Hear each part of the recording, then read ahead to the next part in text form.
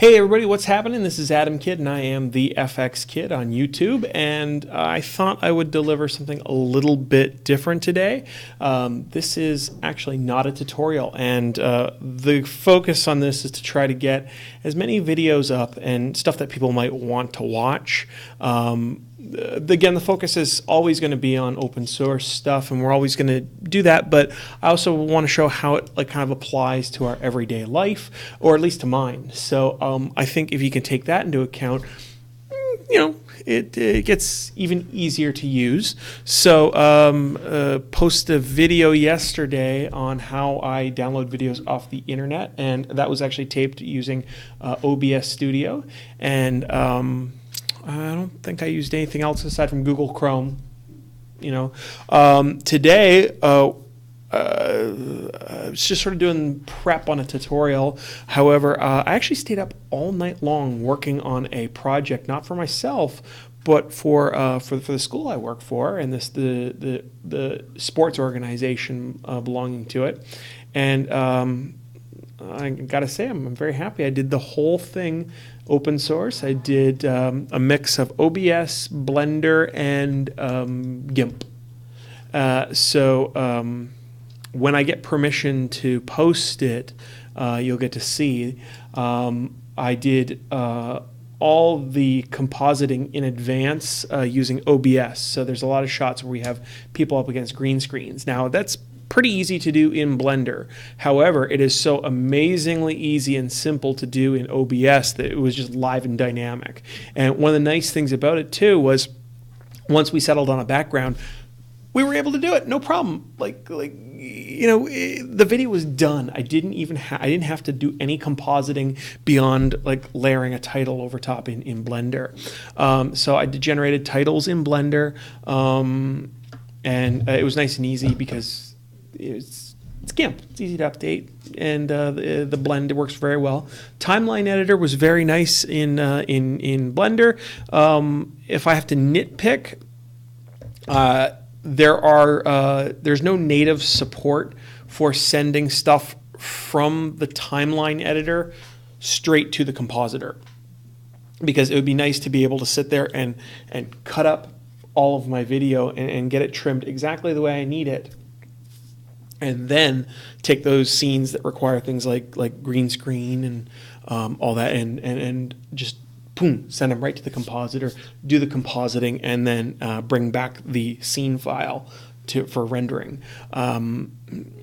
That was kind of annoying, but I saw there was some community plugins, like some user plugins, and I tried one. I couldn't get it working, so what I have to do is just do a little bit more research, figure this out, and it would be nice to be able to send all that straight to the compositor, kind of like how you do in Adobe Premiere, sending it straight to After Effects. So that was my only nitpick on that one. I found one little trick for getting the video out is to publish it like when you're printing it to video. I know that's an old term. Basically, you're rendering it out.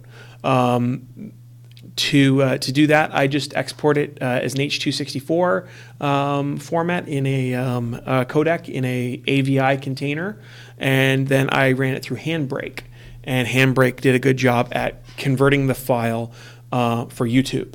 So inside of Blender, the H.264 codec, I made it lossless, and so it's a big file size, but I'm going to delete that eventually anyway, so I don't care too much.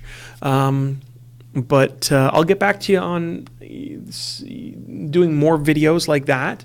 We're going to do a little bit more mixing with the software that we're using here, OBS, and use a little bit more Blender here and there. But that's all I got. Also, I'm going to produce another video today, and I'm thinking of sending it up either today or tomorrow. And what it is a collection of some of my autographs, because my daughter just got her first famous person's autograph. And so I just decided to pack some things up and share it. And I'll do another one, probably post it in a couple of days. And it's just showing off, some nice cameras. Some of them are, definitely not usable nowadays for production purposes, at least not traditionally. I mean, they still work, but anyway, like the video, please subscribe. We're going to try to post 1 tutorial a week, maybe 2, but I'm hoping to put up a video every day. I'd love to get some feedback. The one thing I'm going to request, though, is try to avoid the language in the comments, so profanity, insults, and stuff like that. I know there's going to be trollers that are going to do that, and congratulations, you know how to type a dirty word, but my rationale is just that I like to keep everything that I do family friendly, or at least family friendly enough that people don't have to be bombarded with inappropriate stuff. So I'm kindly asking. I know I'm not going to stop everybody, but if I see something that I don't like, I'll just hate to say it, I'll just delete it. But we're all adults here, so all right. Anyway, talk to you later. Bye.